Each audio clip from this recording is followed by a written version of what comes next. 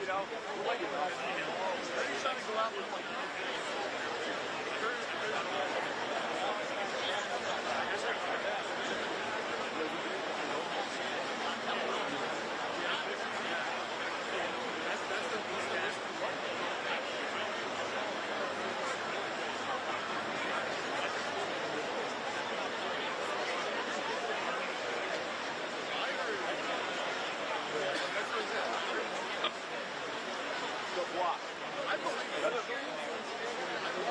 Still blocked.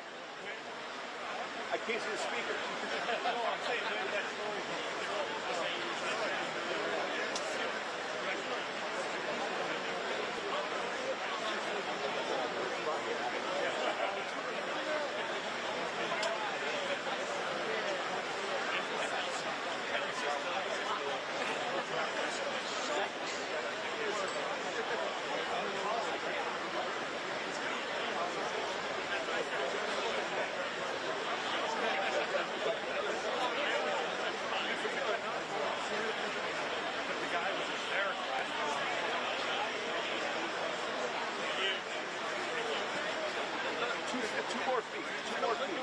Two more feet. I know what you're doing. I'm still getting. All right.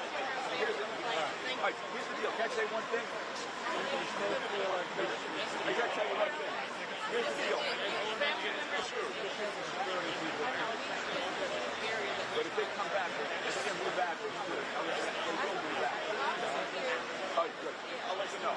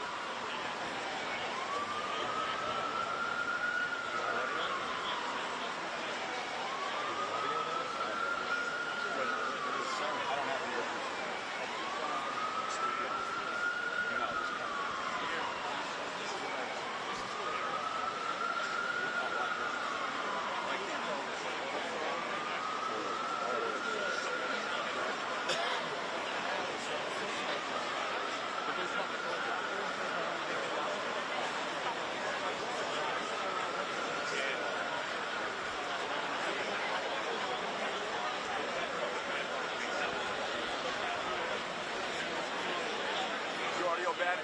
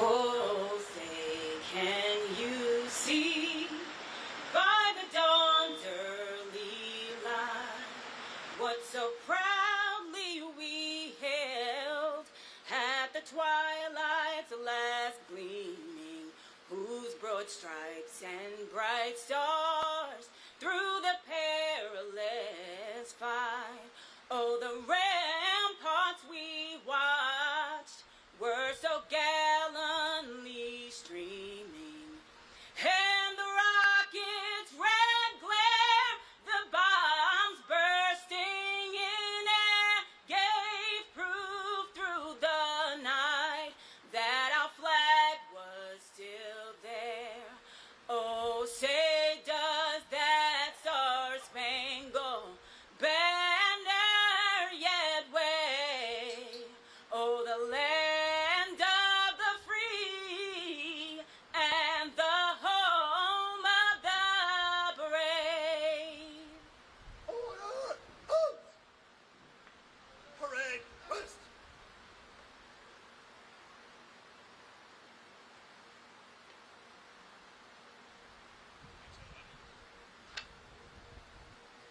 Good afternoon. I'm Beth Hillman, President and CEO of the 9/11 Memorial and Museum. It's my honor to welcome you here to mark the passage of 32 years since the first attack on the World Trade Center in 1993. We gather to pay tribute to the innocent people killed and the more than 1,000 people who were injured that day. The impact of that terrorist attack continues to shape our world, making it imperative that future generations have the chance to learn about it here at the 9/11 Memorial and Museum, which is supported by generous donors, members, and more than 25 million people who have visited the museum. It is our steadfast mission and a great privilege to preserve the history of this tragic event, to honor those individuals who died, to stand in shared grief with you, their family and friends, and share with the world their stories, the courage of first responders, and the resilience of those who survived. Telling their stories helps us better understand the many consequences of terrorism and appreciate the triumph of human dignity. Our commitment to remembrance and paying tribute to those we lost endures. I would like to acknowledge and welcome Mayor Eric Adams, representatives from Assemblymember Charles Fall's office, State Senator Kavanaugh's office, and Congressman Dan Goldman's office, as well as all the distinguished guests in attendance today. Thank you for gathering with us here at the North Tower Memorial Pool. I'd also like to extend my gratitude to our dedicated partners at the Port Authority Police Department, the New York Police Department, and the New York City Fire Department. FDNY Commissioner Robert Tucker, First Deputy Commissioner Mark Guerra, and Chief of Department John Esposito. I'm glad you're with us, and I appreciate your profound understanding of the solemnity of this day. I'd also like to welcome Kevin O'Toole, Chairman of the Port Authority of New York and New Jersey, and Rick Cotton, its Executive Director. The Port Authority and its staff have been committed leaders at this site, and their dedication to remembrance is modeled every year.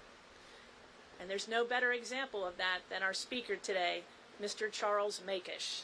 On February 26, 1993, Charlie was director of the World Trade Center Department at the Port Authority. Following the bombing, he was the senior executive in charge of recovery and reconstruction at the site. We're honored to have him with us again for this day of commemoration.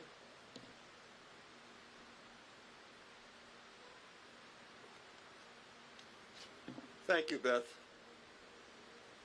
As the director of the World Trade Center at the time of the '93 bombing, I've had the privilege for the past 32 years to lead as we remember our tremendous loss. The architect and designer of this memorial brilliantly conceived of the design concept of reflecting absence, and it does. The pools were formed around the original footprints of the two towers, which rose 1,360 feet in the air. Now the abyss created by their absence speaks loudly of what was torn from us. So what was here just prior to 9/11 and in '93 that is now absent? Mayor, in short, it was a city within a city. Within the city were 7 buildings, including the Twin Towers, 2 low-rise plaza buildings housing the 5 commodities exchanges, over 10 million square feet of commercial space, more than in 1993 at least the city of Cleveland. The Customs House was here. There was an 825-room international hotel. There were 5 sublevels with an underground garage for 2,000 cars, plus a 350,000-foot shopping mall, then the largest in Manhattan. There was a 4-acre plaza that could hold 5,000 spectators for summer concerts and other public events, a communication center that housing the TV broadcast antenna mast, and the major network operations center just below that, a microwave antenna farm on the roof of the North Tower, and a transportation center serviced by 7 subway lines, 2 path lines, and a ferry service. 100,000 commuters a day would traverse the Trade Center concourse during the morning and evening peak rush hours. The major airline counters those days, before internet, had their ticketing counters in the north lobby of the World Trade Center. It was, of course, a tourist destination with the observation deck on the South Tower and 3 million visitors a year, and the globally renowned Windows on the World restaurant atop the North Tower. It was a financial center with major banks, financial institutions, and it was adorned by major pieces of art from all over the world. It was a concentration of so many international activities. It was an international icon to a free, open, and democratic symbol of Western capitalism. Today, the memorial pays tribute to this absence, to what is no more, and most importantly, to those who perished because of its destruction. The museum also serves to acknowledge these lives lost, as well as to educate current and future generations as to why the World Trade Center was attacked, by whom, and their motivation. It inspires us to honor the sacrifice of those lost in 1993, while reminding us that we never can be complacent and always vigilant. I encourage all to visit the museum and support its mission. Thank you for joining us this important Remembrance Day. To lead the reading of the names, I'm honored to introduce members of the families of those lost in '93. Sabrina Knapp and Stephen Roselli. Would you join us here, please?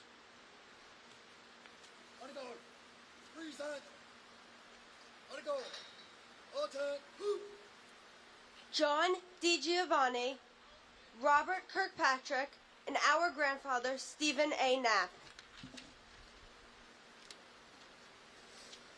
William Macco, Wilfredo Mercado, and Monica Rodriguez Smith, and her unborn child, baby Eddie.